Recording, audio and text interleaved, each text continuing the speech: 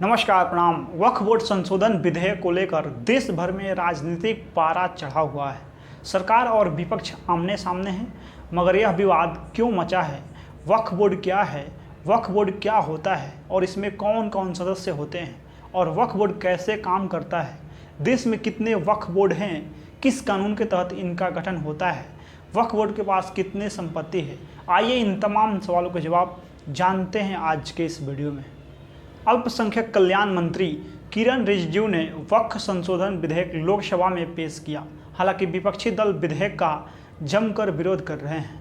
मुस्लिम संगठनों का कहना है कि सरकार इस कदम से धर्म में दखल दे रही है। कांग्रेस इसे धार्मिक स्वतंत्रता के अधिकार का उल्लंघन बता रही है और सरकार का कहना है कि वह वक्फ संपत्तियों में अनियमितताओं को दूर करना चाहती है। संशोधन के बाद गैर मुस्लिम व्यक्तियों और मुस्लिम महिलाओं को भी केंद्रीय और राज्य वक्फ नियमों में शामिल किया जा सकेगा। वक्फ बोर्ड के बारे में समझने से पहले हमें यह जानना जरूरी है कि वक्फ क्या है। वक्फ का मतलब क्या होता है? देखिए, वक्फ का मतलब होता है अल्लाह के नाम, यानी ऐसी ज़मीनें जो किसी व्यक्ति या संस्था के नाम नहीं हैं लेकिन मुस्लिम समाज से संबंधित है, वो वक्फ की ज़मीनें होती हैं। इसमें मस्जिद, मदरसे, कब्रिस्तान, ईदगाह, मजार और नुमाइश की जगह शामिल है। एक वक्त के बाद ऐसा देखा गया कि ऐसी ज़मीनों का गलत तरीके से इस्तेमाल किया जा रहा है और यहाँ तक कि बेचा जा रहा है, तो इन सारी चीज़ों को देख रेख करने के लिए वक्फ बोर्ड बना। अब हम जानेंगे वक्फ बोर्ड के बारे में। देखिए, वक्फ बोर्ड एक सरकारी संस्था होती है जो मुस्लिम धर्म से संबंधित धार्मिक संपत्तियों और जायदादों की देखरेख और प्रबंधन करती है। वक्फ एक इस्लामी शब्द है जिसका मतलब होता है ऐसी संपत्ति या जायदाद जिसे किसी धर्मार्थ या धार्मिक उद्देश्य के लिए दान कर दिया गया हो। इन संपत्तियों का उपयोग मस्जिद, मदरसे, कब्रिस्तान और अन्य सामाजिक धार्मिक कार्यों के लिए किया जाता है। वक्फ बोर्ड यह सुनिश्चित करता है कि इन संपत्तियों का सही ढंग से इस्तेमाल हो और किसी प्रकार की गड़बड़ी ना हो। इसके अलावा यह बोर्ड इन संपत्तियों से होने वाली आमदनी का भी प्रबंधन करता है ताकि उन्हें सही कामों में लगाया जा सके। वक्फ बोर्ड मुस्लिम समाज की ज़मीनों पर नियंत्रण रखने के लिए बनाया गया था।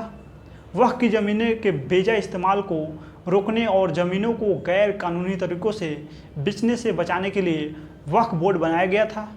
ये वो ज़मीनें होती हैं जो किसी व्यक्ति ने मुस्लिम समाज के कल्याण के लिए दान दे दी हो। दान देने के बाद ये ज़मीन मुस्लिम समाज के इस्तेमाल में होती है, लेकिन इसका मैनेजमेंट दानदाता के परिवार के पास होता है। परिवार के सदस्य ऐसी ज़मीन को बेच नहीं सकते हैं, लेकिन उसके इस्तेमाल पे फैसला ले सकते हैं। इन ज़मीनों का कोई मालिक नहीं होता है। वक्फ बोर्ड के अधीन आने वाली इन ज़मीनों पे बोर्ड किसी व्यक्ति को इसका मैनेजर बना देता है। वक्फ बोर्ड की भाषा में इस मैनेजर को मुतवल्ली कहते हैं।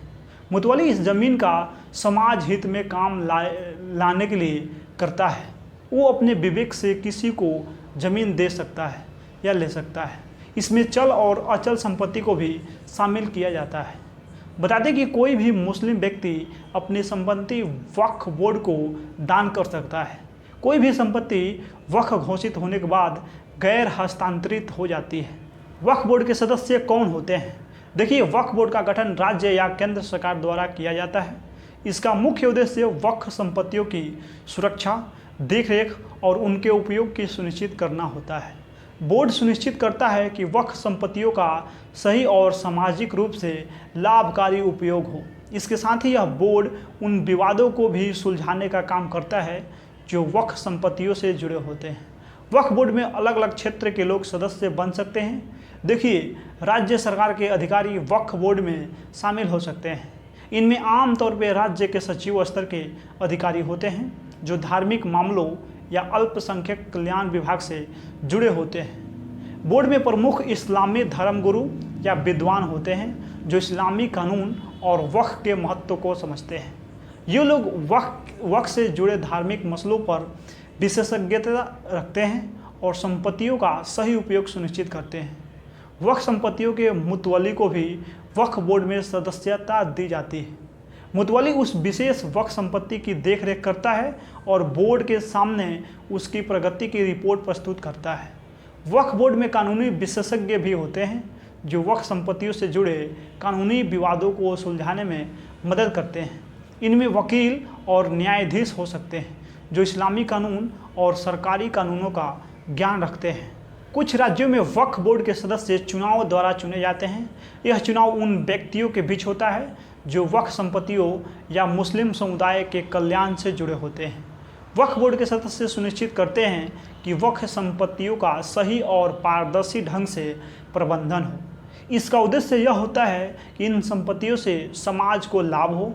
वक्फ संपत्तियों से जुड़े विवादों को सुलझाना भी वक्फ बोर्ड के सदस्यों की जिम्मेदारी होती है। वे कानूनी प्रतिक्रियाओं के माध्यम से संपत्ति विवादों को हल करते हैं और न्याय प्रदान करते हैं। वक्फ संपत्तियों का उपयोग सामाजिक और धार्मिक विकास के लिए किया जाता है। बोर्ड के सदस्य इस बात को सुनिश्चित करते हैं कि इन संपत्तियों से गरीबों की मदद की जा सके, शिक्षा और स्वास्थ्य सेवाओं को में योगदान दिया जा सके और धार्मिक स्थलों की मरम्मत या निर्माण हो सके। वक्फ संपत्ति में होने वाली आय और खर्चों का पूरा रिकॉर्ड रखना और इसे पारदर्शी ढंग से प्रबंधन करना भी बोर्ड के सदस्यों की जिम्मेदारी होती है। वे सुनिश्चित करते हैं कि कोई भी संपत्ति गलत तरीके से इस्तेमाल न हो। वक्फ बोर्ड के सदस्यों को आमतौर पर राज्य सरकार द्वारा नियुक्त किया जाता है और इनकी नियुक्ति सरकार की सिफारिश पर आधारित होती है। विभिन्न राज्यों में वक्फ बोर्ड की सदस्यता के लिए अलग अलग मापदंड होते हैं। देखिए, इनमें सदस्य को इस्लामी कानून और वक्फ से जुड़ी व्यवस्थाओं का अच्छा ज्ञान होना चाहिए।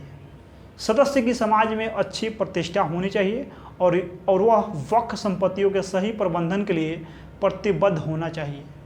कानूनी विशेषज्ञता रखने वाले सदस्य भी बोर्ड में शामिल हो सकते हैं ताकि वक्फ संपत्तियों से जुड़े कानूनी मामलों को ठीक से सुलझाया जा सके। कई बार वक्फ संपत्तियों का सही उपयोग नहीं होता है या उनका दुरुपयोग किया जाता है।